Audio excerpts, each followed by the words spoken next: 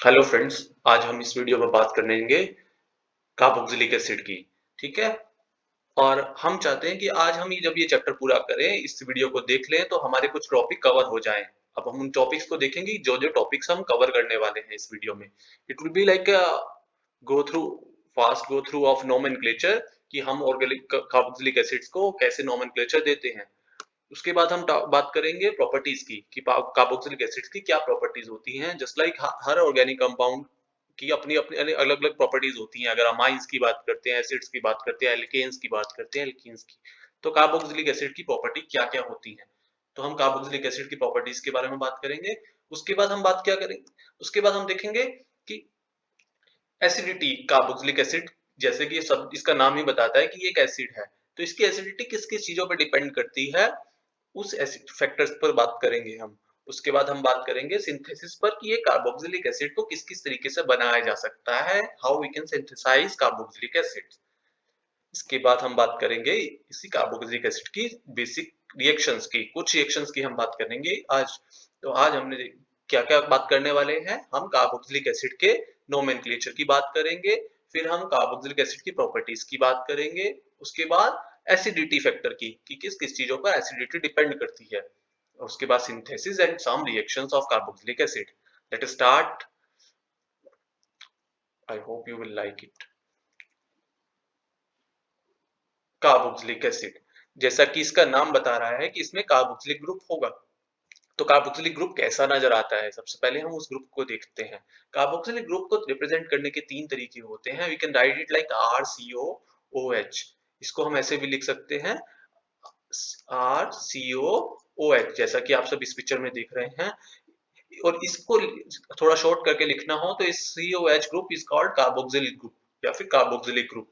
इसको RCOH भी लिख सकते हैं, और शॉर्ट करके लिखना हो तो इसको RCO2H भी लिख सकते हैं। ठीक है, ये तीन तरीके हुए कार्बोक्सिलिक ग्रुप को रिप्रेजेंट करने के। और अगर हम इसी की बात करते हैं कि कार्बोक्सिलिक ग्रुप में से अगर H चला जाता है तो क्या बचेगा, RCOO नेगेटिव, ये बचेगा। इसको हम क्या बोलते हैं, इस सेक्शन को हम कार्बोक्सिलेट बोलते हैं। जब कार्बोक्सिलिक ग्रुप में से H चला जाता है तो इसको हम क्या बोलते हैं, कार्बोक्सिलेट बोलते हैं। ये क्या बन गया, कार्बोक्सिलेट आयन। तो ये कैसे बना, कार्बोक्सिलिक एसिड में से जब उसका एसिडिक एच चला जाता है। ठीक है। इसके बाद हम एक जनरल गो थ्रू करते हैं कि नोमेनक्लेचर कैसे दिया जाता है कार्बोक्सिलिक एसिड्स को। अगर हम स्ट्रक्चर्स की बात करें तो हमें पता है कि सबसे आसान वाला कार्बोक्सिलिक एसिड क्या हो सकता है, जिसमें एक ही कार्बन हो। वो कैसा नजर आएगा, HCOOH। इसका अगर एक जनरल नाम दिया जाए तो इसको हम क्या बोलते हैं, इसका स्पेशल नाम फॉर्मिक एसिड। इसको हम फॉर्मिक एसिड बोलते हैं। अगर IUPAC नोमेनक्लेचर की बात करते हैं तो इसमें एक कार्बन है, एक कार्बन की वजह से हम क्या कहते हैं, मेथ।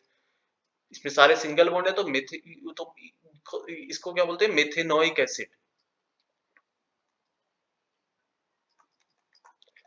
अगर हम दो कार्बन वाले की बात करते हैं, जैसे कि ये CH3COH बना है, इसमें दो कार्बन है, 1 2, इसमें दो कार्बन है, इसको हम क्या बोलते हैं, एसिटिक एसिड।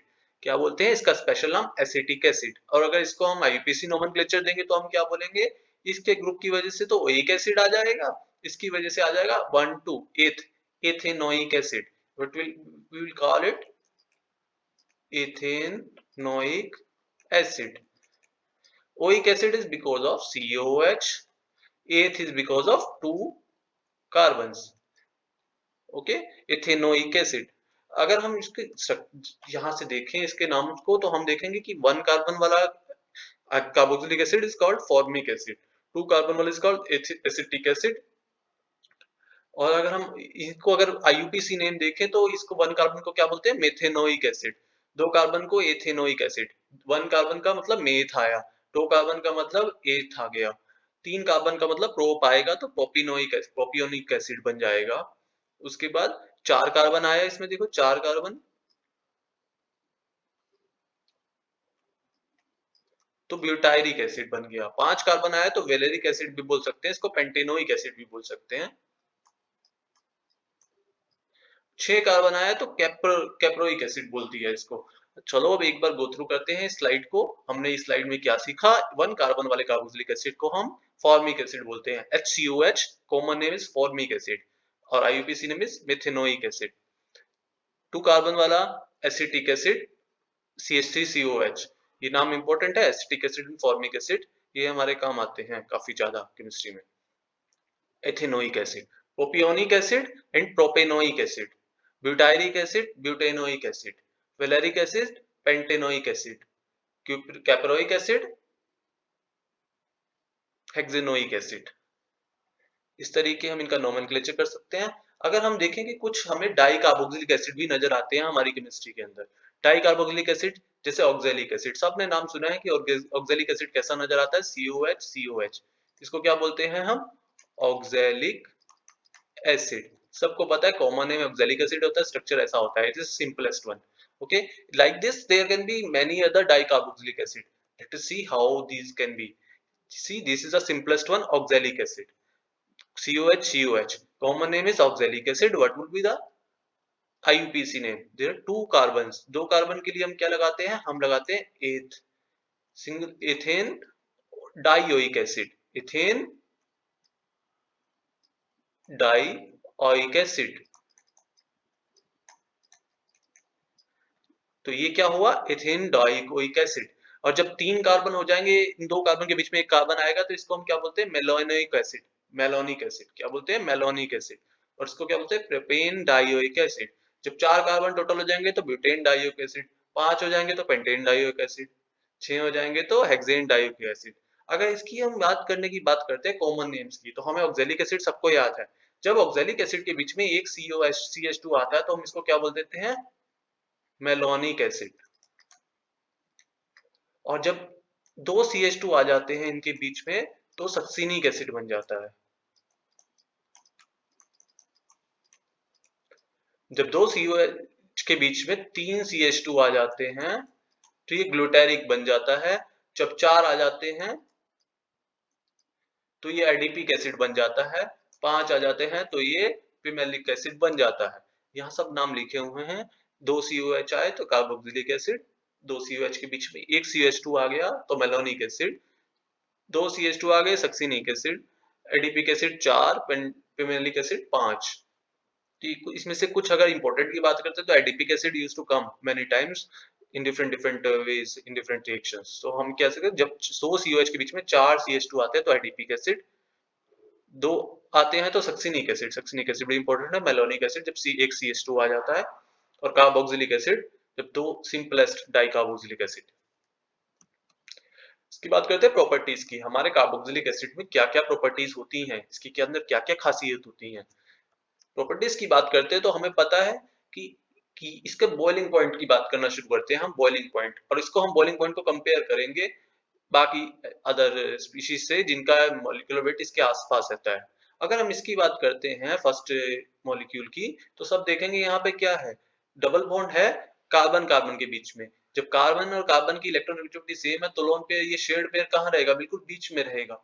अब बीच में रहेगा तो पोलैरिटी नहीं होगी, पोलैरिटी नहीं होगी तो डायपोल नहीं बनेंगे, तो इनके बीच में डायपोल डायपोल इंटरेक्शन नहीं होगी आपस में।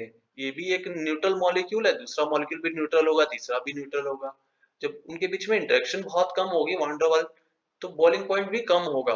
मॉलिक्यूल एक दूसरे को पकड़ के नहीं रखे हुए हैं ज्यादा अच्छे से, हल्की हल्की वन टू वन फोर्सेज है सिर्फ। अगर इस मॉलिक्यूल की बात करते हैं कीटोन की, यहाँ पे दो लोन पेयर बैठे हैं और oxygen is more electronegative, so oxygen more del negative आ जाएगा, कार्बन के ऊपर डेल पॉजिटिव आ जाएगा।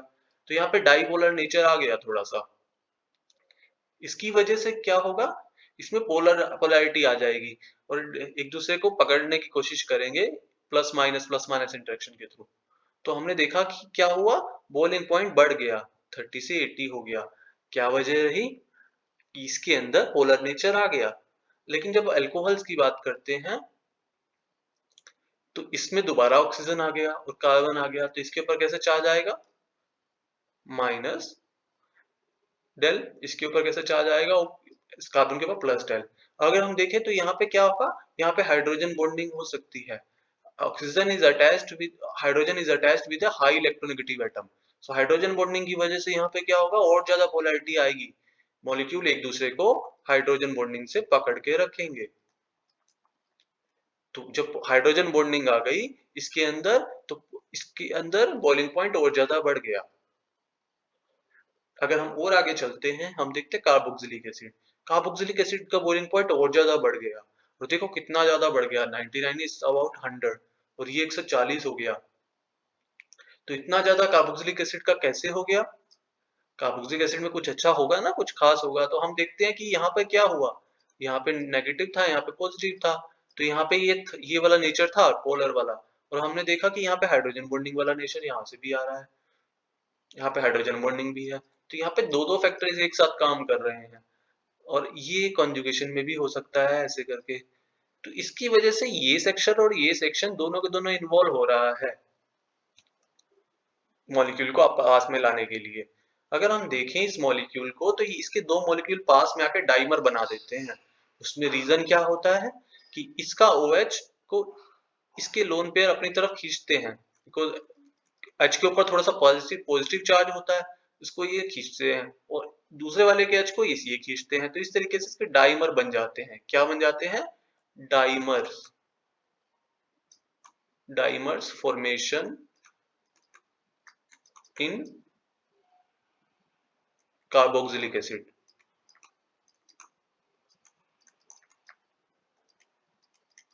अब जब डाइमर बन जाएंगे तो बहुत अच्छे से एक दूसरे को पकड़ के रखेंगे, मॉलिक्यूल्स दूर नहीं जाएंगे, उनके बीच में बहुत स्ट्रॉन्ग होल्डिंग हो जाएगी, और उनको दूर दूर करने के लिए ज्यादा एनर्जी की जरूरत पड़ेगी, उनको बॉयल करने के लिए, वेपराइज करने के लिए ज्यादा एनर्जी की जरूरत पड़ेगी, जिससे बॉइलिंग पॉइंट ज्यादा हो गया। तो कार्बोक्सिलिक एसिड का बॉइलिंग पॉइंट इतना ज्यादा क्यों होता है? क्योंकि उसके अंदर डाइमर्स बन जाते हैं, डाइमर्स बन जाते हैं ऐसे। High boiling point of carboxylic acid is attributed to their capacity to readily form stable hydrogen bonding dimers।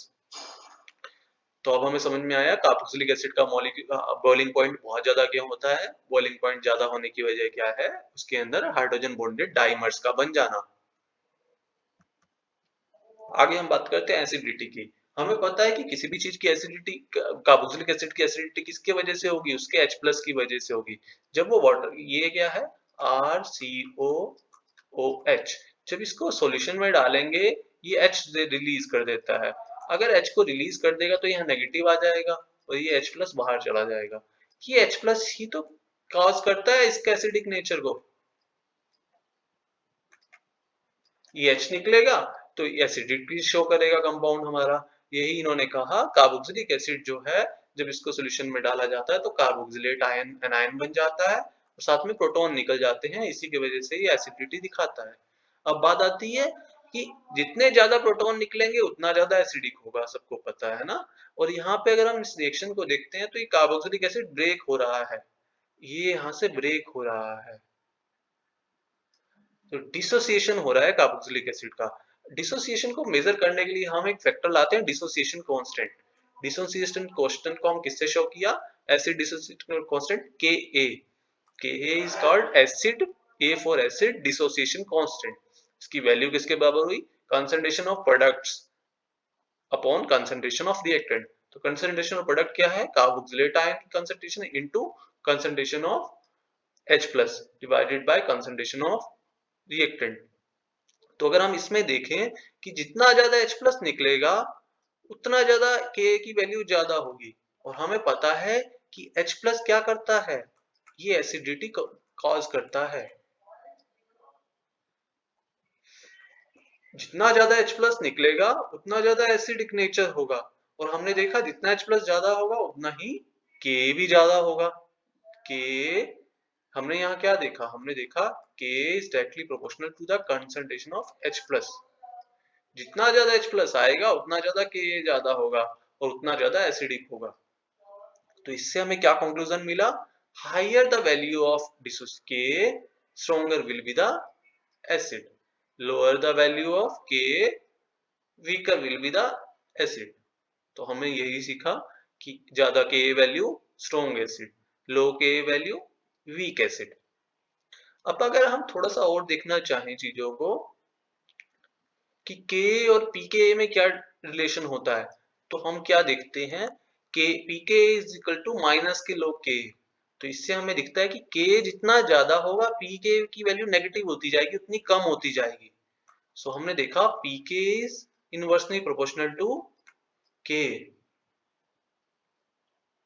जितना ज्यादा Ka होगा pK उतना कम होगा। सो इससे हम एसिडिटी को भी देख सकते हैं, डायरेक्टली और इनडायरेक्टली हम देखेंगे कि pK ज्यादा है, high pK then less Ka, less Ka weak acid, lesser acid. So हमने देखा high pK low Ka, low high pK means low Ka, low Ka means low H plus, low H plus means weakening of acidity, weak acid. Low pK means high K, high K means high concentration of H plus, high concentration of H plus means acidity is more, high acidity.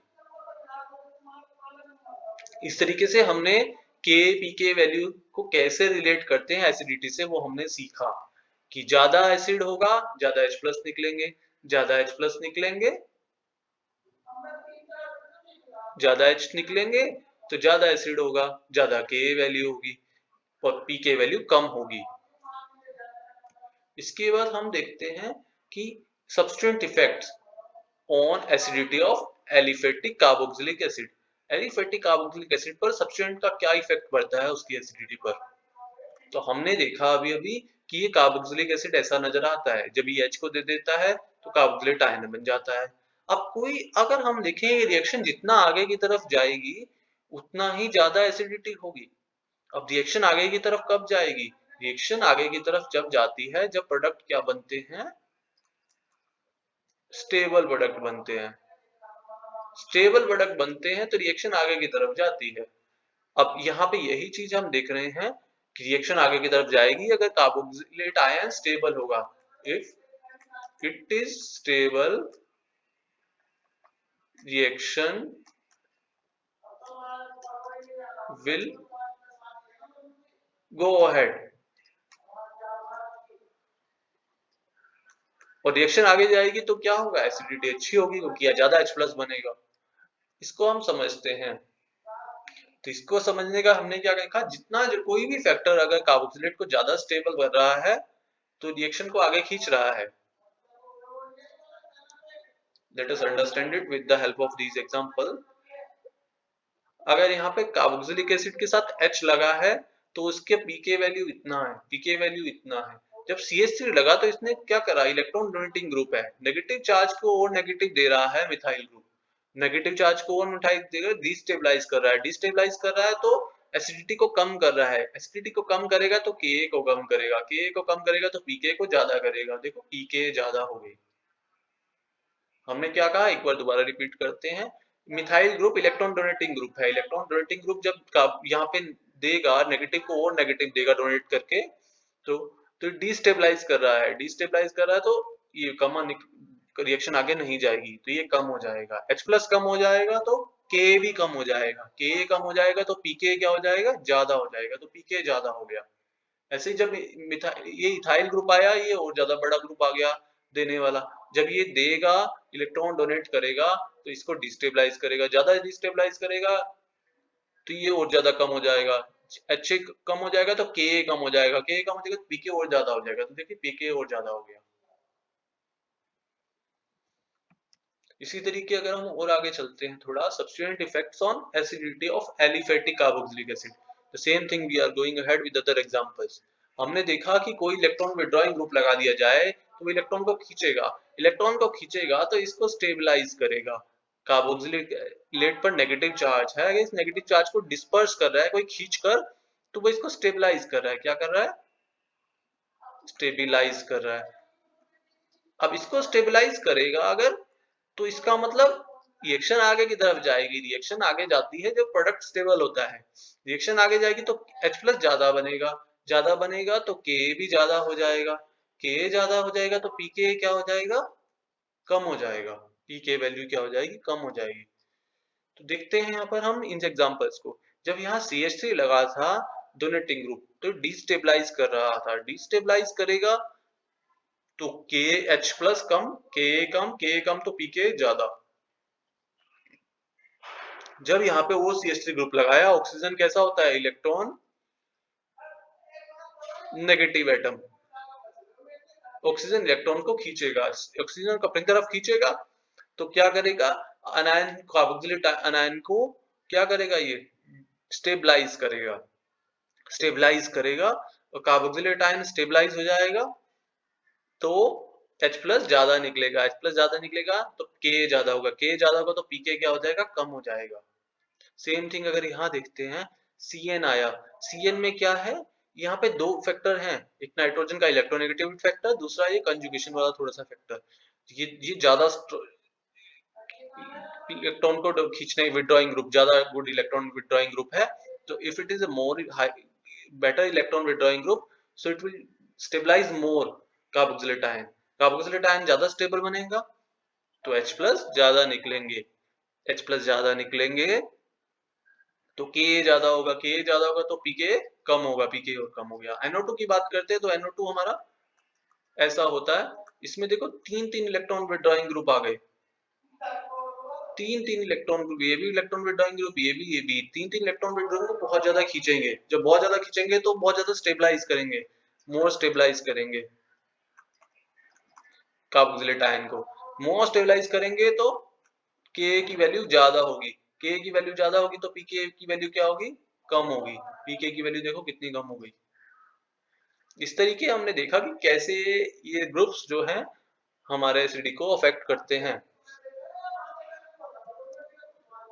Further अगर हम और आगे जाते हैं तो हम देखते हैं कि ये हमारा मिथाइल ग्रुप है, मिथाइल ग्रुप डिस्टेबलाइज करता है तो K की वैल्यू कम होगी, K की वैल्यू कम होगी तो Pk की वैल्यू ज्यादा। उसके बाद फ्लोरीन ग्रुप लगा है यहाँ पर, अगर हम देखें फ्लोरीन ग्रुप क्या करता है, इलेक्ट्रॉन विड्रॉइंग ग्रुप है, ये इलेक्ट्रॉन को बहुत ज्यादा खींचेगा, स्टेबलाइज करेगा, स्टेबलाइज करेगा, फ्लोरीन ग्रुप क्या कर रहा है, स्टेबलाइज कर रहा है किसको, कार्बोक्सिलेट को।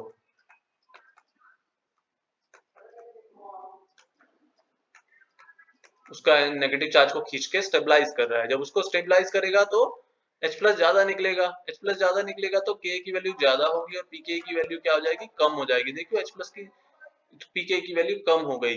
अगर ब्रोमीन और क्लोरीन की बात करते हैं तो ब्रोमीन और क्लोरीन स्टेबलाइज करेंगे कार्बोक्सिलेट आयन को, लेकिन Fa जितना नहीं करेंगे, उससे कम स्टेबलाइज करेंगे, उससे कम स्टेबलाइज करेंगे तो K की वैल्यू उससे कम इंक्रीज होगी और Pk की वैल्यू उससे कम डिक्रीज होगी।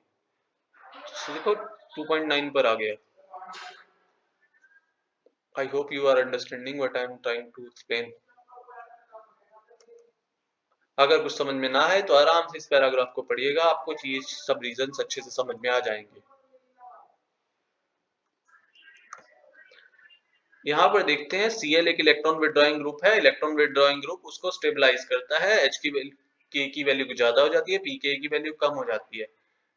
जब दो इलेक्ट्रॉन विड्रॉइंग ग्रुप लग गए, इलेक्ट्रॉन विड्रॉइंग ग्रुप दो लग गए तो ज्यादा स्टेबलाइज करेंगे, ज्यादा इलेक्ट्रॉन को खींचेंगे अपनी तरफ, ज्यादा स्टेबलाइज करेंगे तो K की वैल्यू ज्यादा कम हो जाएगी, जो K की वैल्यू ज्यादा हो जाएगी, K की वैल्यू ज्यादा की तो Pk की वैल्यू कम हो गई।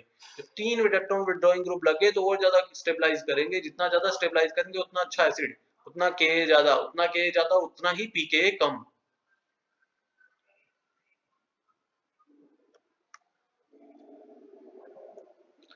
ऐसे ही अगर इसकी बात करते हैं, हमें पता है ये सब जितने एग्जांपल हम देख रहे हैं ये सब इंडक्टिव इफेक्ट के थ्रू हो रहे हैं, inductive effect, most of the example can be explained through inductive effect. अब अगर इस एग्जांपल की बात करते हैं, इंडक्टिव इफेक्ट क्या होता है, ये दूरी के साथ कम होता जाता है, जितना ज्यादा इलेक्ट्रॉन विड्रॉइंग ग्रुप, ये इलेक्ट्रॉन क्या, इलेक्ट्रॉन विड्रॉइंग ग्रुप या फिर इसकी हाई इलेक्ट्रोनेगेटिविटी है, जितना ज्यादा ये पास में लगा है कार्बोक्सिलिक के उतना इफेक्टिव है, उतना ज्यादा पीके को कम कर रहा है। लेकिन जब ये थोड़ा दूर चला जाएगा तो इसकी इफेक्टिवनेस कम हो जाएगी, सी इफेक्टिवनेस कम हो गई, पीके बढ़ गया, और दूर चला गया इसकी इफेक्टिवनेस और कम हो गई। अब इफेक्टिवनेस कम होगी तो एसिडिटी कम हो गई, एसिडिटी कम हो गई तो के कम हो गया, H प्लस कम हो जाएगा, के भी कम हो जाएगा, H प्लस कम हो जाएगा, के भी कम हो जाएगा, के कम हो जाएगा तो पीके ज्यादा हो जाएगा। देखिए पीके बढ़ गया, क्यों, क्योंकि इंडक्टिव इफेक्ट जो है वो रैपिडली डिक्रीज हो जाता है डिस्टेंस बढ़ने के साथ में। आगे चलते हैं, हम एसिडिटी ऑफ एरोमेटिक एसिड्स की बात करते हैं। अभी तक हम एलिफेटिक्स की बात कर रहे थे, जब हम एरोमेटिक्स की बात करते हैं तो हम देखते हैं सिंपलेस्ट एग्जांपल क्या होता है एरोमेटिक एसिड का, बेंजोइक एसिड। बेंजीन पर क्या लगा हुआ है, COH ग्रुप। बेंजीन पर COH ग्रुप लगा दिया तो क्या बन गया, बेंजोइक एसिड। ये क्या है, simplest example of carboxylic acid. इसकी एसिडिटी की बात करते हैं तो हमें पता है कि H प्लस देगा तो ये एसिड है, और इसका H प्लस देना और इस कार्बोक्सिलेट का बन जाना, it's a fine thing, because carboxylate ion थोड़ा सा स्टेबलाइज हो सकता है रिंग से। अगर कोई भी ग्रुप पे कोई भी ऐसी चीज लग जाए जो नेगेटिव चार्ज को अपनी तरफ खींचे, तो वो क्या करेगी, इसको स्टेबलाइज करेगी, बेंजोएट को। ये what is this, benzoate. Benzoate को स्टेबलाइज करेगी, बेंजोएट को स्टेबलाइज करेगी, तो इसका मतलब H प्लस ज्यादा निकलेगा तो Ka ज्यादा होगा, Ka ज्यादा होगा तो Pk कम हो जाएगा। इसका मतलब कोई भी electron withdrawing group will increase Ka value and decrease Pka value. Let us understand with the help of examples. You will have a read on this and you will understand what I am trying to say. So, electron withdrawing group दो तरीके का हो सकता है। ये हो सकता है इंडक्टिव, ये ये हो सकता है इंडक्टिव इफेक्ट शो कर सकता है। कब करेगा, जब हाई इलेक्ट्रोनेगेटिविटी होगी किसी एटम की। और दूसरा रेजोनेंस भी कर सकता है, रेजोनेंस के थ्रू भी इलेक्ट्रॉन को डिस्पर्स कर सकता है। जितना ज्यादा इलेक्ट्रॉन्स को फैलाएगा उतना ज्यादा स्टेबलाइज करेगा, जितना ज्यादा स्टेबलाइज करेगा उतना अच्छा एसिड होगा, उतना ज्यादा Ka वैल्यू होगी और उतना कम Pka वैल्यू होगी। Acidity of carboxylic acid. अब हम देखते हैं इन एग्जांपल्स को। अगर हम इसको देखते हैं, ये क्या है, carboxylic acid, simple benzoic acid. इसकी पीके वैल्यू इतनी है। जब इस पे इलेक्ट्रॉन डोनेटिंग ग्रुप लगा दिया तो ये इसको डिस्टेबलाइज करेगा। जब डिस्टेबलाइज करेगा तो H प्लस क्या हो जाएगा, कम निकलेगा, K वैल्यू भी कम हो जाएगी और पीके वैल्यू ज्यादा हो जाएगी। देखिए पीके वैल्यू ज्यादा हो गई। तो हमने क्या देखा, electron donating group via inductive effect is reducing pK value. अगर हम इधर की तरफ देखते हैं तो यहाँ पर क्या हुआ, हमने आयोडीन लगाया। आयोडीन इज अ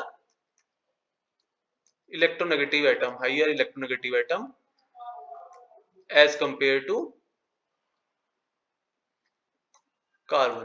तो जब ये इलेक्ट्रॉन को खींचेगा अपनी तरफ, इलेक्ट्रॉन को खींचेगा तो डिस्पर्स करने में हेल्प कर रहा है। तो H प्लस क्या हो जाएगा, ज्यादा हो जाएगा, Ka क्या हो जाएगा, ज्यादा हो जाएगा, Pka क्या हो जाएगा, कम हो जाएगा। Pk कम हो गया, 4.2 से 3.8 हो गया। Why it is reducing, inductive effect के, इलेक्ट्रॉन विड्रॉइंग नेचर की वजह से। किसका, आयोडीन के।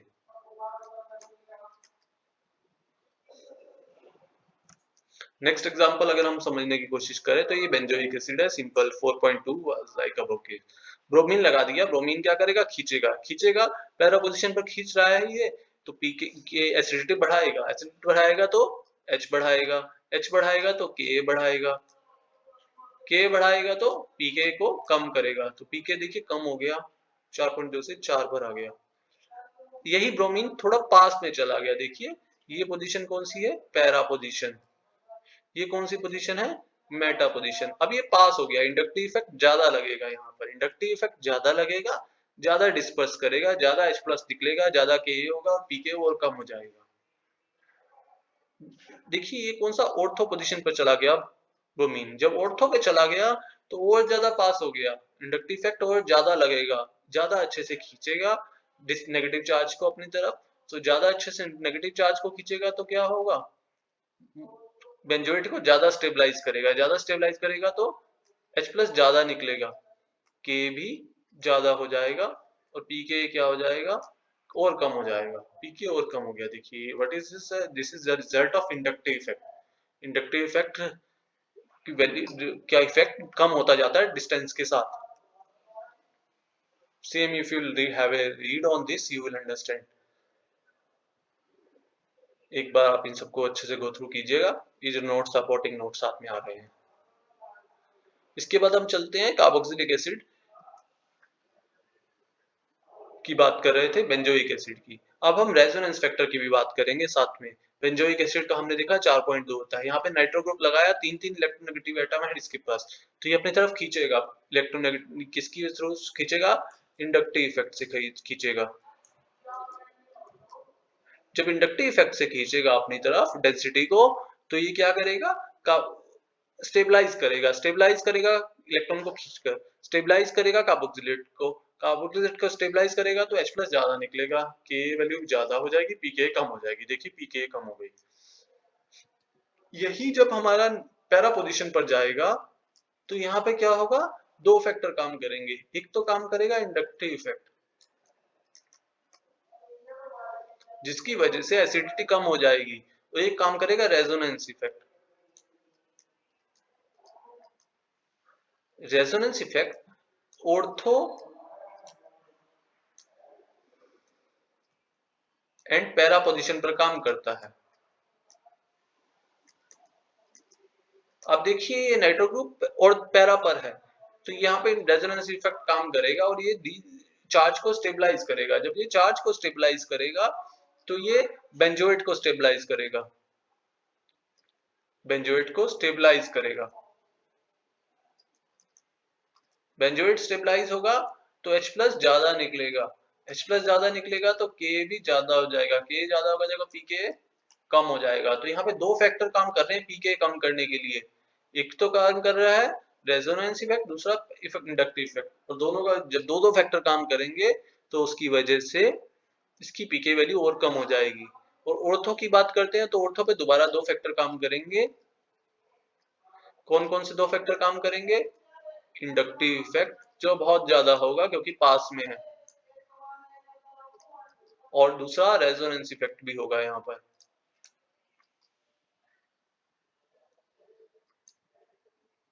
क्यों होगा, क्योंकि ये ऑर्थो पर और पैरा पर दोनों पे काम करता है।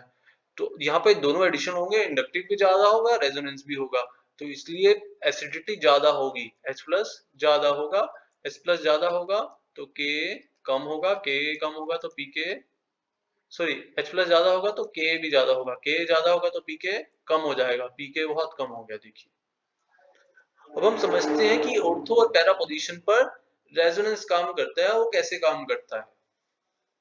चलिए इसको समझते हैं हम। इस एग्जांपल को देखिए, ये नेगेटिव अगर ऑर्थो पे लगा है nitro group, nitro group ortho पे लगा है तो क्या बन गया, ऑर्थो नाइट्रो बेंजोइक एसिड। ये इलेक्ट्रॉन्स को अपनी तरफ खींचता है, तो प्लस चार्ज कहाँ आता है, उस कार्बन पे आता है जिस पर COH लगा है। जब ये अपनी तरफ डबल बॉन्ड को खींचता है कंजुगेशन के लिए नाइट्रो ग्रुप, तो पॉजिटिव चार्ज कहाँ आता है, देखिए ये चला जाएगा, जब ये चला जाएगा तो ये तो यहाँ से चला गया, यहाँ से चला गया तो यहाँ पे क्या बना के जाएगा, इस पोजीशन पे क्या बना के जाएगा, पॉजिटिव बना जाएगा, ये पॉजिटिव बन गया। पॉजिटिव आया जहाँ कार्बोक्सिलेट आया, जब यहाँ पर पॉजिटिव आएगा तो ये पॉजिटिव खींचेगा ना कार्बोक्सिलेट की डेंसिटी को, उसको स्टेबलाइज कर देगा। तो हाईली स्टेबलाइज कर रहा है कार्बोक्सिलेट को।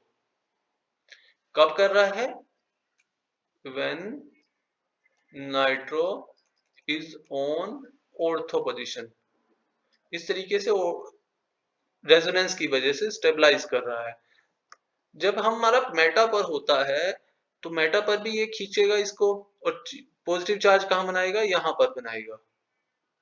पॉजिटिव चार्ज जब ये मेटा पर बैठा है नाइट्रो, तो पॉजिटिव चार्ज यहाँ बनाएगा। इसको स्टेबलाइज करने के लिए ये वाला डबल बॉन्ड यहाँ जाएगा, तो पॉजिटिव चार्ज आ जाएगा यहाँ पर। उसके बाद ये जब इसको स्टेबलाइज करने जाएगा तो पॉजिटिव चार्ज आ जाएगा यहाँ पर। तो हमने देखा कि पॉजिटिव चार्ज कभी भी कार्बोक्सिलिक वाले कार्बन पर नहीं आ रहा है, तो इसका रेजोनेंस इफेक्ट जो है वो इसको एक्स्ट्रा स्टेबिलिटी नहीं दे रहा है बेंजोएट को, क्योंकि इस कार्बन पर तो पॉजिटिव चार्ज आ ही नहीं रहा है, नॉट गेटिंग पॉजिटिव चार्ज। जब इस चार्ज कार्बन पर पॉजिटिव चार्ज नहीं आ रहा है तो ये डिस्पर्सिटी में बहुत ज्यादा हेल्प नहीं कर रहा है। So here in case of Meta only inductive effect is working.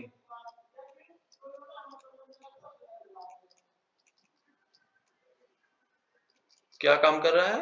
Inductive effect काम कर रहा है। अभी हमने देखा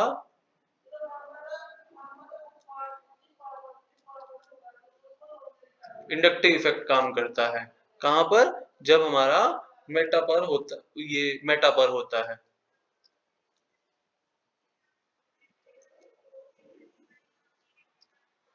चलिए अब हम चलते हैं थोड़ा सा आगे। जब हमारा पैरा पर होगा, पैरा पर होगा तो हमने देखा क्या होता है, डबल बॉन्ड को अपनी तरफ लेके जाता है। जब अपनी तरफ लेके जाएगा तो यहाँ पे पॉजिटिव आ जाएगा, ये पॉजिटिव आ गया। जब ये अपनी तरफ लेके जाएगा, इस डबल बॉन्ड को खींचेगा अपनी तरफ, तो पॉजिटिव कहाँ आएगा? यहाँ पर आ जाएगा। पॉजिटिव यहाँ पर आने का मतलब क्या हुआ? कार्ब इस एनायन को, कार्बोक्सिलेट को दोबारा स्टेबिलिटी प्रोवाइड करना, क्योंकि यहाँ पर पॉजिटिव आ गया, इस जगह पॉजिटिव आ गया तो ये बेंजोइट को स्टेबलाइज करेगा।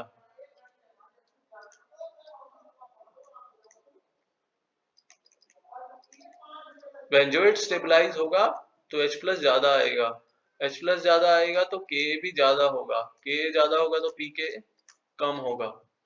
समझ रहे हो? तो इस तरीके से हमने देखा कि नाइट्रो ग्रुप का रेजोनेंस इफेक्ट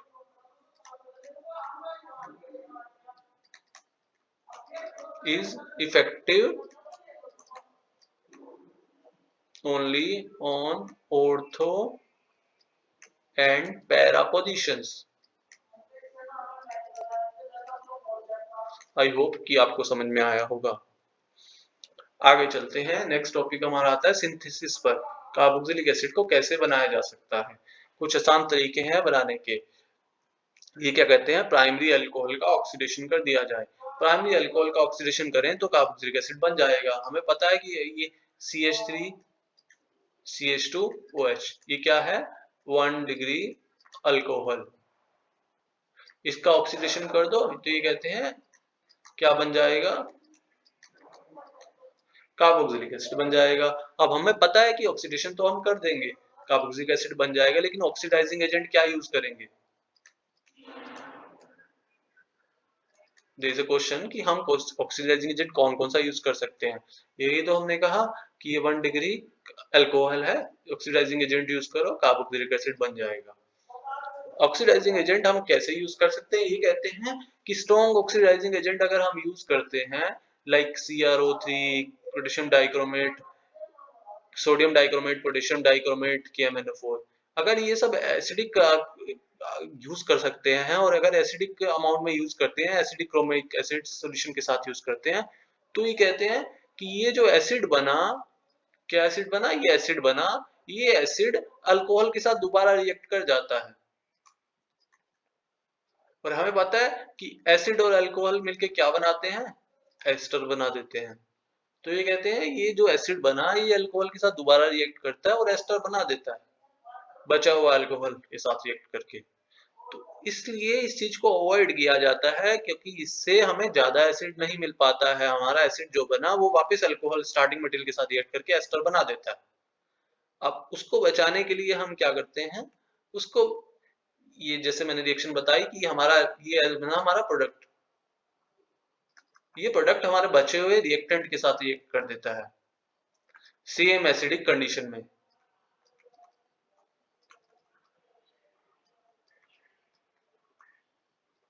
और हमें एस्टर बना देता है। और हमारा पर्पस क्या था? Synthesis of carboxylic acid. तो ये मेथड हमारे लिए इतना फ्रूटफुल नहीं होता। अब इसका सब्स्टिट्यूट निकाला गया इसके सोल्यूशन निकालने के लिए। सोल्यूशन कैसे निकाला गया? उन्होंने कहा बेसिक कंडीशन में पोटेशियम परमैंगनेट यूज कर लो। अगर हम देखें अल्कोहल का बेसिक कंडीशन में पोटेशियम परमैंगनेट से करवाते हैं रिएक्शन, तो हमारा जो एसिड बनेगा उसका H प्लस बेस ले लेता है और ये बन जाता है पोटेशियम कार्बोक्सिलेट। और हमें एसिड बनाना है तो इसको एसिडिफाई कर दिया जाता है व्हाइल डूइंग वर्कअप, तो हमारे पास हमारा एसिड बन जाता है। तो हमने क्या देखा? जब हम प्राइमरी अल्कोहल का ऑक्सीडेशन करवाते हैं, किसमें? कार्बोक्सिलिक एसिड में, तो हम क्या यूज करेंगे? Basic KMnO4। ठीक है? और उससे हमें क्या बनता है? कार्बोक्सिलेट आयन बनता है और उसके बाद हम उसका एसिडिफिकेशन करवा देते हैं बाद में। ये उसका एग्जाम्पल है। यहाँ देखिए सब लोग, ये CH2OH है, अल्कोहल है, इसमें KMnO4 डाला KOH की प्रेजेंस में, तो क्या बन गया हमारा, कार्बोक्सिलेट आयन बन गया। कार्बोक्सिलेट आयन बना, इसमें हमने H प्लस वाटर डाला, एसिडिक वाटर डाला, तो हमारा क्या बन गया, H+ मिल गया, इसको कार्बोक्सिलिक एसिड बन गया। इसके आगे अगर हम देखते हैं, ऑक्सीडेशन ऑफ एल्डिहाइड, एल्डिहाइड का भी ऑक्सीडेशन कर सकते हैं और कार्बोक्सिलिक एसिड बना सकते हैं। अब एल्डिहाइड का ऑक्सीडेशन किया और कार्बोक्सिलिक एसिड बना दिया, तो ऑक्सीडाइजिंग एजेंट क्या यूज कर सकते हैं, दोबारा क्वेश्चन आ गया, किस लिए, एल्डिहाइड से शुरू करके कार्बोक्सिलिक एसिड बनाने के लिए। देखिए ऑक्सीडाइजिंग एजेंट की हमारे पास चॉइस होती है कि स्ट्रॉन्ग ऑक्सीडाइजिंग एजेंट हम यूज कर सकते हैं, जैसे CrO3 क्रोमियम ट्राइऑक्साइड, किसी भी वाटर में या फिर डाइल्यूट मिनरल एसिड में यूज कर लो, पोटेशियम डाइक्रोमेट या सोडियम डाइक्रोमेट यूज कर लो, KMnO4 यूज कर लो बेसिक के अंदर, basic media like KOH, like we did in last slide. तो ये सब ऑक्सीडाइजिंग एजेंट हम यूज कर सकते हैं कि किस लिए, CHO से COH बनाने के लिए, एल्डिहाइड से कार्बोक्सिलिक एसिड बनाने के लिए। अब हमारे पास एक चॉइस भी होती है कि स्ट्रॉन्ग ऑक्सीडाइजिंग एजेंट की तरह माइल्ड भी यूज कर सकते हैं। माइल्ड वाला ऑप्शन क्या है हमारे पास, माइल्ड ऑक्सीडाइजिंग एजेंट हमारे पास है सिल्वर ऑक्साइड, Ag2O। ठीक है, अगर यहाँ पे देखें तो Ag2O जो है वो माइल्ड है। अब माइल्ड वाला कब यूज करेंगे, यहाँ पे हमें कुछ एक्स्ट्रा एडवांटेज मिलती हैं इसके लिए, लेट अस सी हाउ। मैंने कहा कि Ag2O does not oxidise alcohol, ये क्योंकि हल्का है ऑक्सीडाइजिंग एजेंट, माइल्ड है, तो ये OH से COH नहीं बनाता है, Ag2O OH से CHO नहीं बनाता, पर ये CHO से COH बना देता है। It works for aldehyde to carboxylic acid, but not for OH to COH। अब देखते हैं इसको कि ये क्या है, Ag2O does not oxidize alcohols। ठीक है, एग्जांपल लेके चलते हैं, इसके एडवांटेजेस क्या है, what is the advantages of using mild oxidising agent. इन्होंने कहा कि कभी कभी रिएक्शन के अंदर कुछ साइट्स होती हैं जहां पे स्ट्रॉन्ग वाला रिएक्ट कर जाता है, जैसे कि इस मॉलिक्यूल को देखते हैं, इस मॉलिक्यूल के अंदर एक डबल बॉन्ड है और एक CHO है, यहाँ पे दो सेक्टर है सेंसिटिव, एक तो ये डबल बॉन्ड और एक है ये। अगर हम चाहते हैं कि सिर्फ इसी का ऑक्सीडेशन हो, इसका ऑक्सीडेशन ना हो, तो हमें सेलेक्टिव ऑक्सीडेशन करना पड़ेगा कि वो इसको अफेक्ट ना करे, बस इसको करे। और इसके लिए हम क्या यूज करेंगे, mild oxidising agent, mild oxidising like silver oxide. Silver oxide क्या करता है, सिर्फ CHO को ऑक्सीडाइज कर देता है, डबल बॉन्ड को टच नहीं करता है। देखिए डबल बॉन्ड वैसा ही रहा, सिर्फ CHO को COH बना दिया। ये क्या है, सिनेमल्डेहाइड, इस कंपाउंड को बोलते हैं सिनेमल्डेहाइड, और जो प्रोडक्ट निकल के आया ये क्या हो गया, सिनेमिक एसिड। ये तो था oxidation of aldehyde to carboxylic acid. इसके बाद हम थोड़ा सा और आगे चलते हैं, ओजोनोलाइसिस रिएक्शन की बात करते हैं, एल्कीन्स की, कि एल्कीन का ओजोनाइजेशन, हमें पता है एल्कीन कैसी दिखती है, C डबल बॉन्ड C। इसको उन्होंने कहा इसको कुछ इस तरीके से किया जाए कि COH बन जाए। ठीक है, तो ये इसका तरीका क्या होता है, ओजोनोलाइसिस में O3 यूज किया जाता है, और O3 आके इस डबल बॉन्ड को यूटिलाइज करता है और इसको एंड में जाके तोड़ देते हैं, किसकी हेल्प से, H2O2 की हेल्प से। देखते हैं कैसे होती है ये रिएक्शन। ठीक है, जब एल्कीन होता है,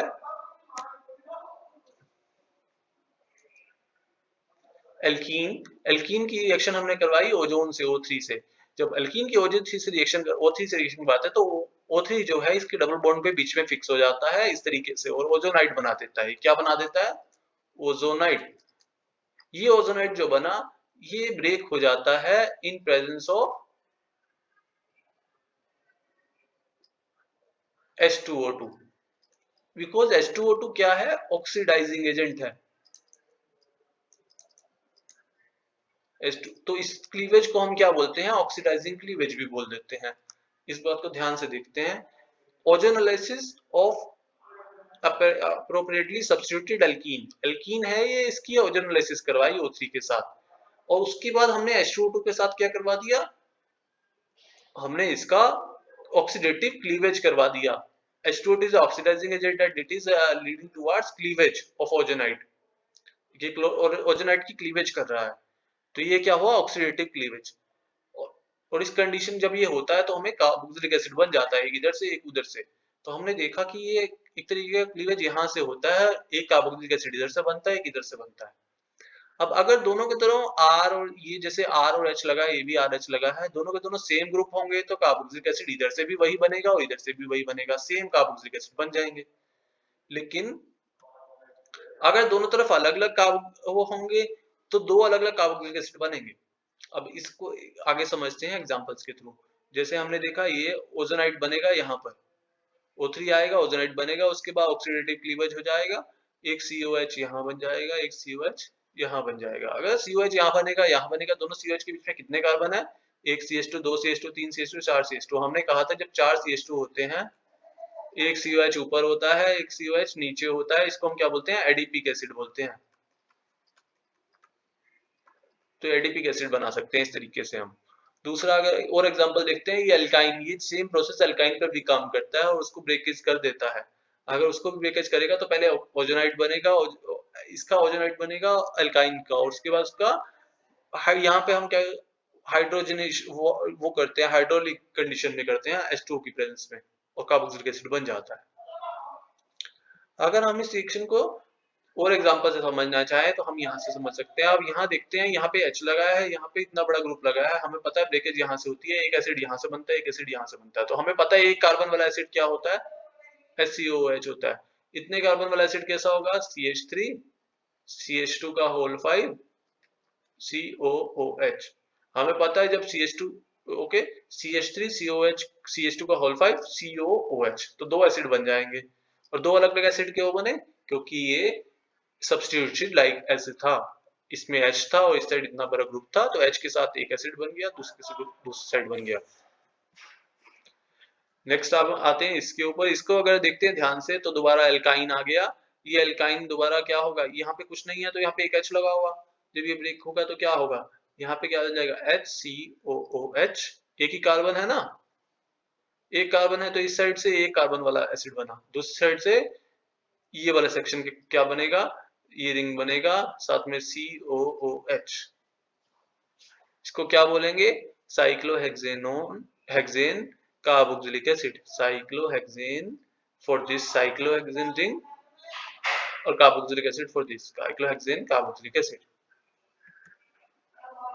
तो हमने देखा टर्मिनल अल्काइन अगर होते हैं तो फॉर्मिक एसिड हमारे पास निकल के आता ही आता है, या फिर इसको क्या बोल सकते हैं? फॉर्मिक एसिड और methanoic acid, methanoic acid.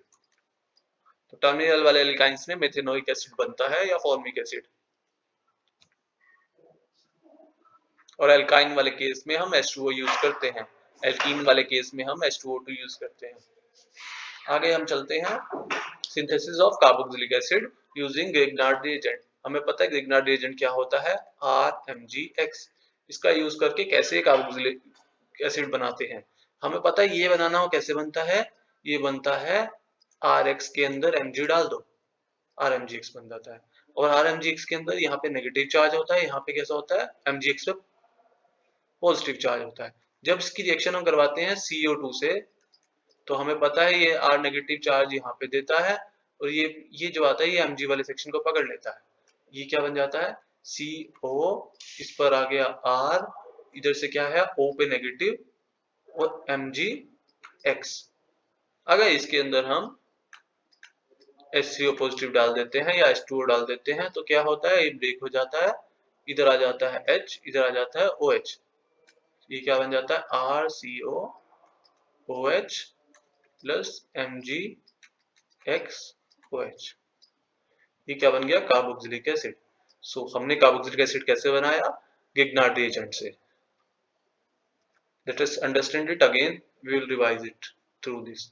RBr means RX, इसमें Mg डाल दिया तो Mg बीच में चला गया, दोनों के Mg कहाँ है? या दोनों के बीच में, RMgX। इस पे जब CO2 से रिएक्शन करवाते हैं तो RCOO MgBr, HCO पॉजिटिव डाला तो ये क्या हो जाएगा? H इधर OH इधर, RCOH। रिएक्शन कैसे होती है? R पे थोड़ा सा क्या होता है? डेल नेगेटिव, MgX पे डेल पॉजिटिव। ये नेगेटिव वाला सेक्शन यहाँ पे अटैक मारता है, ये वापस जाके Mg को पकड़ लेता है, ये आता है, इसके बाद में एसिडिक मीडियम में इसका हाइड्रोलिसिस हो जाता है, H इधर OH इधर। सेम चीज को अगर हम दोबारा समझना चाहें तो ये देखिए RBr कैसे बनता है। अगर इसी की बात करते हैं RX बनाने की, तो RX कैसे बन सकता है, ROH का ब्रोमिनेशन करा दो। ब्रोमिनेशन के लिए हम क्या यूज कर सकते हैं, ब्रोमीन ट्राइब्रोमोफॉस्फीन, ट्राइब्रोमोफॉस्फीन यूज किया, OH का ब्रोमिनेशन करा दिया। देखिए OH का हमने क्या कराया, ब्रोमिनेशन, क्या यूज किया, ट्राइब्रोमोफॉस्फीन। Br आ गया, Mg से रिएक्शन कराया, Mg क्या चला जाता है, इन दोनों के बीच में चला जाता है। ये बन गया ग्रिग्नार्ड रिएजेंट। ग्रिग्नार्ड रिएजेंट में हमें पता है इसके ऊपर डेल नेगेटिव होता है, इसके ऊपर डेल पॉजिटिव होता है। इसकी रिएक्शन करवा दी CO2 के साथ, ये बन गया। उसके बाद हमें पता है यहाँ पे क्या होगा, H इधर आएगा, OH इधर आएगा, और ये हमारा बन गया कार्बोक्सिलिक एसिड। और एग्जांपल लेके चलें इसका, बेंजीन के साथ देखो, बेंजीन ब्रोमाइड है। बेंजीन ब्रोमाइड में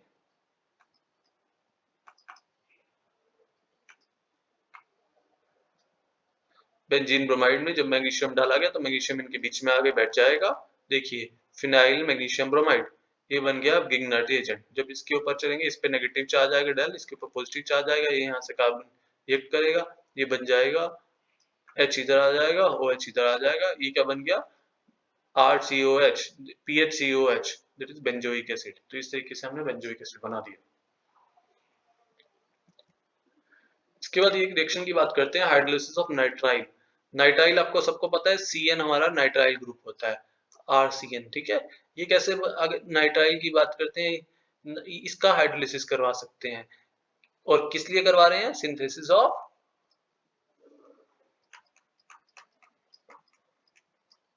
कार्बोक्सिलिक एसिड, ठीक है। Let us see how we do it. तो इसका एसिड जो हाइड्रोलिसिस होता है वो एसिडिक हाइड्रोलिसिस होता है H+ की प्रेजेंस में। तो वाटर H+ की प्रेजेंस में हाइड्रोलिसिस करवा रहे हैं, हीट करते हैं, तो ये हाइड्रोलिसिस हो जाता है, अमोनियम आयन निकल जाता है और साथ में कार्बोक्सिलिक एसिड बन जाता है। एक्चुअल में क्या होता है, एसिड इधर आते हैं OH COH, इधर आता है HH, सब इधर H आता है, इधर आते जाते हैं।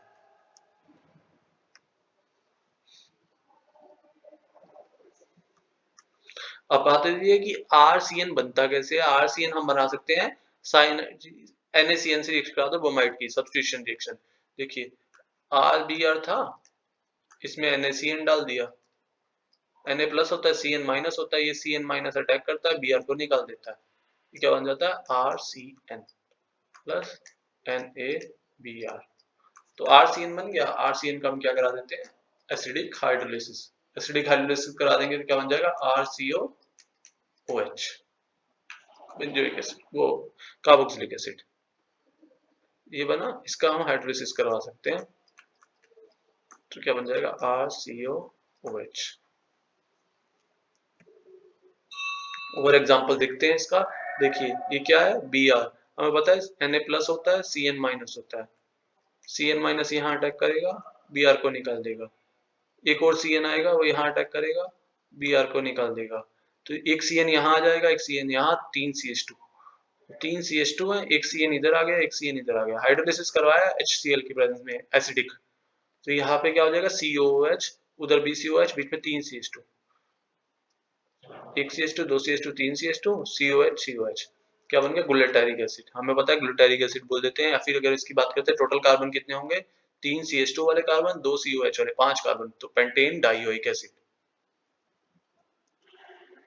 अब इसके बाद ये कहते हैं साइड चेन रिएक्शन करवा रहे हैं, किसकी, एल्काइल बेंजीन की। एल्काइल बेंजीन को ले लो, बेंजीन के ऊपर कोई भी एल्काइल ग्रुप लगा है, एनी एल्काइल ग्रुप, इसका ऑक्सीडेशन करवा देते हैं क्रोमियम ऑक्टाइऑक्साइड से, या फिर वाटर के साथ मिलके, ठीक है। और या फिर हम KMnO4 बेसिक मीडियम में ले लेते हैं, तो क्या बन जाता है, कार्बोक्सिलिक, ये बेंजोइक एसिड बन जाता है। तो हमने देखा कि ये रिंग है, इसके ऊपर अगर CH3 लगा तो भी ये हो जाएगा, इसके ऊपर अगर CH2 CH3 लगा तो भी यही रिएक्शन हो जाएगी।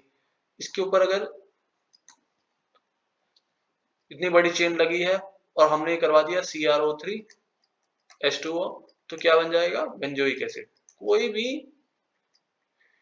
भी एल्काइल ग्रुप लगा हो बेंजीन के ऊपर, ये भी एल्काइल ग्रुप है, ये भी एल्काइल ग्रुप है, ये भी एल्काइल ग्रुप है। एल्काइल ग्रुप किसमें कन्वर्ट हो गया, ऑक्सीडेशन होके बेंजो कार्बोक्सिलिक एसिड के अंदर। रिएक्शन किसकी प्रेजेंस में हो रही है, ऑक्सीडाइजिंग एजेंट क्या यूज कर रहे हैं, क्रोमियम ट्राइऑक्साइड या फिर KMnO4 बेसिक मीडियम में। तो हमने क्या कहा, साइड चेन जो है उसकी ऑक्सीडेशन कर रहे हैं, किसमें, एल्काइल बेंजीन में। एल्काइल बेंजीन में साइड चेन का ऑक्सीडेशन करके बेंजोइक एसिड बना रहे हैं। पूरी चेन सिर्फ निकल जाती है और COH बन जाता है। इसको देखते हैं, CrO3H2SO4, ठीक है। जब इसका करवाया, साइड चेन ये भी है, साइड चेन ये भी है, ये भी COH बन जाएगा, साइड चेन COH बन जाती है इस रिएक्शन के अंदर, और ये बन गया डाइकार्बोक्सिलिक एसिड। इसकी बात करते हैं, ये भी अल्काइल ग्रुप है इतना बड़ा, इधर से भी अल्काइल ग्रुप है, ये भी COH में बदल जाएगा, ये भी COH में बदल जाएगा। बीच में से कितने कार्बन फ्री हो रहे हैं, एक कार्बन ये फ्री हो रहा है, कई कार्बन फ्री हो रहा है, दो कार्बन फ्री होकर CO2 निकाल रहे हैं। ये रिएक्शन इंपॉर्टेंट है और आसान भी है। Reaction of carboxylic acid. अब हम कार्बोक्सिलिक एसिड की रिएक्शंस की बात करते हैं। कार्बोक्सिलिक एसिड किस टाइप की रिएक्शन दिखा सकते हैं। हमें पता है कार्बोक्सिलिक एसिड कैसे दिखते हैं, RCOOH। इसके अंदर एसिडिटी किसकी वजह से होती है, इस H की वजह से एसिडिटी होती है। और जब एसिडिटी, हमें पता है एसिड और बेस रिएक्शन कर सकते हैं, तो ये क्या करेगा, एसिडिक प्रोटॉन कौन ले सकता है, बेस आके ले सकता है। इस सेक्शन से रिएक्शन कौन करेगा, बेस आके रिएक्शन कर सकता है। इस रिएक्शन की बात करते हैं, हमें पता है इसके ऊपर क्या होता है, डेल नेगेटिव, इसके ऊपर क्या होता है, डेल पॉजिटिव। इसके ऊपर पॉजिटिव चार्ज है, पार्शियल पॉजिटिव, क्योंकि इन ऑक्सीजन की वजह से। पार्शियल पॉजिटिव है तो ये इसके ऊपर ये इलेक्ट्रॉन डिफिशिएंट हो गया। कैसा है ये, इलेक्ट्रॉन डिफिशिएंट है। इलेक्ट्रॉन डिफिशिएंट के ऊपर कौन अटैक कर सकता है, न्यूक्लियोफाइल। कोई भी न्यूक्लियोफाइल आके इसको टारगेट कर सकता है, ठीक है, उससे इसकी रिएक्शन हो सकती है। तीसरे नंबर की बात करते हैं, तो इसके पास क्या है, पार्शियल नेगेटिव। पार्शियल नेगेटिव है तो इलेक्ट्रॉन रिच हो गया, इलेक्ट्रॉन रिच है तो इसके ऊपर कौन आगे अटैक कर सकता है, electron loving species, that is electrophile, जो इस पोजीशन को रिएक्ट कर सकते हैं। तो हमने देखा है कार्बोक्सिलिक एसिड में तीन तीन साइट्स मिली हमें, जिस पर तीन डिफरेंट डिफरेंट टाइप की रिएक्टिविटी हो सकती है।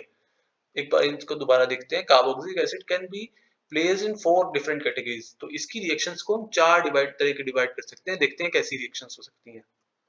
पहली रिएक्शन क्या होती है, रिएक्शंस एट एसिडिक हाइड्रोजन। हमें पता है एसिडिक हाइड्रोजन है तो ये बेस के साथ रिएक्ट कर सकता है, एक टाइप की रिएक्शन। दूसरा हमने क्या कहा, कार्बोनिल साइड पर। कार्बोनिल साइड पर कार्बन पे क्या होता है, डेल पॉजिटिव होता है, तो इसके ऊपर न्यूक्लियोफाइल आके अटैक कर सकता है। ये हो गई रिएक्शन ऑफ कार्बोनिल ग्रुप की। थर्ड नंबर पे आगे रिएक्शन एट कार्बोक्सिलेट ऑक्सीजन। हमें पता है ऑक्सीजन के पास नेगेटिव चार्ज है तो इसके ऊपर कोई इलेक्ट्रोफाइल का अटैक कर सकता है, तो ये हुई रिएक्शन ऑफ कार्बोक्सिलेट ऑक्सीजन की। चौथी रिएक्शन हो गई, कभी कभी क्या होता है, एक सोडा लाइम से रिएक्शन करवा देते हैं, किससे, सोडा लाइम से। सोडा लाइम में क्या हो, उसकी प्रेजेंस में क्या होता है, RCOH अपना CO2 ग्रुप को निकाल देता है और ये क्या बन जाता है, RH प्लस CO2। तो इसमें D, जब CO2 निकल रहा है रिएक्शन से बाहर, तो डी कार्बोक्सिलेशन बोल दिया जाता है इसको, leads to the loss of group carboxylic group. CO2 group बन के कार्बोक्सिलेट निकल जाता है, इसको हम क्या बोलते हैं, डी कार्बोक्सिलेशन रिएक्शन। आगे देखते हैं, जब हम सोडियम बाइकार्बोनेट से रिएक्शन करवाते हैं इसकी, हमें पता है सोडियम बाइकार्बोनेट कैसा होता है, NaHCO3। ये होता है हमारा NaH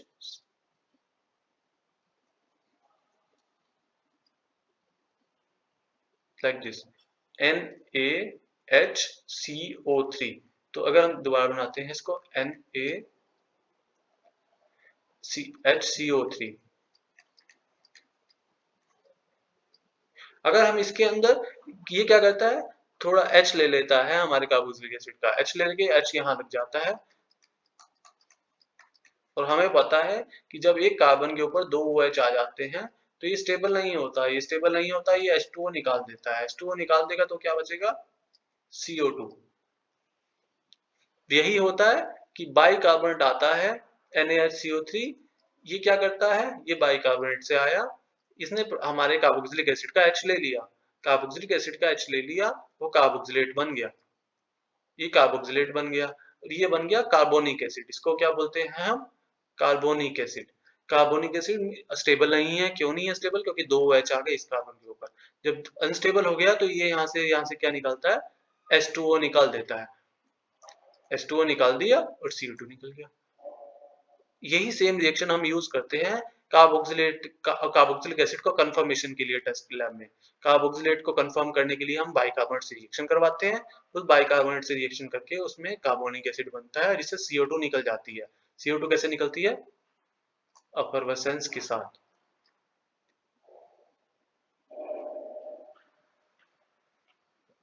की एफरवेसेंस आती है ना। सेम रिएक्शन अगर देखिए बेंजोइक एसिड है, बाइकार्बोनेट से रिएक्शन करवाई, बाइकार्बोनेट से रिएक्शन करवाई तो क्या होगा? बाइक ये H को ले जाएगा, यहाँ पे Na रख जाएगा, Na यहाँ आ जाएगा और ये क्या बन जाएगा? सोडियम बेंजोएट बन जाएगा और ये कार्बोनिक एसिड बनेगा। कार्बोनिक एसिड H लेके कार्बोनिक एसिड बना। कार्बोनिक एसिड स्टेबल नहीं होता तो H2 और CO2 दे देता है। इसकी स्ट्रॉन्ग एसिड से रिएक्शन करवाते हैं हम कार्बोक्सिलिक एसिड की। कार्बोक्सिलिक एसिड है, जब स्ट्रॉन्ग एसिड से रिएक्शन करवाएंगे तो स्ट्रॉन्ग एसिड क्या होता है? ये Na प्लस और OH माइनस। ये OH माइनस क्या करेगा? H को ले जाएगा और ये क्या बन जाएगा? H2O। H2O निकल गया, सोडियम वहां जाके बैठ गया तो ये क्या बन गया? Sodium carboxylate. इस तरीके से ये स्ट्रॉन्ग बेस के साथ रिएक्ट करता है। Strong base like NaOH and KOH। And also if you talk it reacts with amines. अगर अमाइन से रिएक्ट करता है तो अमाइन भी ऐसे ही H ले जाता है अपने साथ। सेम रिएक्शन अगर हम देखें, बेस आया, बेस ने क्या किया? H को ले गया, बेस H को ले गया तो H2O बना दिया, कार्बोक्सिलेट आयन बच गया। बेस आया, H को ले गया, बेस H को लेकर गया तो सोडियम बेंजोएट बन गया और H2 निकल गया। So it was all from today's lecture. I hope we have covered nomenclature, we have covered properties of carboxylic acid.